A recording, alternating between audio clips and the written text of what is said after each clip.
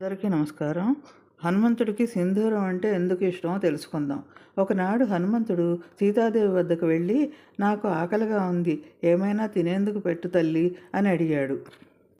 అప్పుడు సీతమ్మ తల్లి, హనుమ కొంచెం సేపు వేచి ఉండు, ఇప్పుడే వస్తాను అని లోపలికి వెళ్ళింది. హనుమ అక్కడే వేచి చూస్తూ ఉన్నాడు.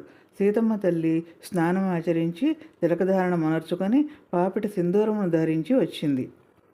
హనుమ ఆకలిని తీరుస్తున్న సీతాదేవిని చూసిన ఆంజనేయుడు, అమ్మా, నుదుట తిలకమును ధరించారు కదా, ఇంకా పాపిటిపై సింధూరం ఎందుకు అని ప్రశ్నించాడు.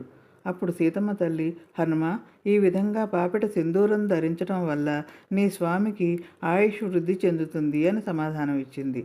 ఇంకంతే. మరునాడు ఆంజనేయుడు శిరస్సు నుండి పాదాల వరకు శరీరమంతా సింధూరాన్ని ధరించి సభకు వచ్చాడు. ఆంజనేయుడి వేషధారణ చూసి సభలోని వారందరూ నవ్వటం ప్రారంభించారు.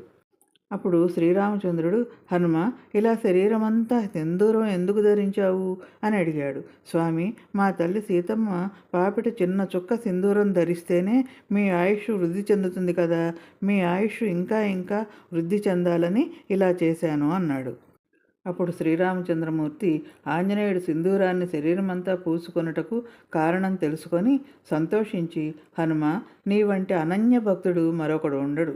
ఈరోజు మంగళవారం నాడు నిన్ను ఎవరైతే సింధూరంతో పూజిస్తారో, నీకు సింధూరం పూస్తారో, సింధూరాన్ని వాళ్ళు ధరిస్తారో వారికి నేను ప్రసన్నుడనై వారి కోరికలను నెరవేరుస్తాను అని వరం ప్రసాదించాడు.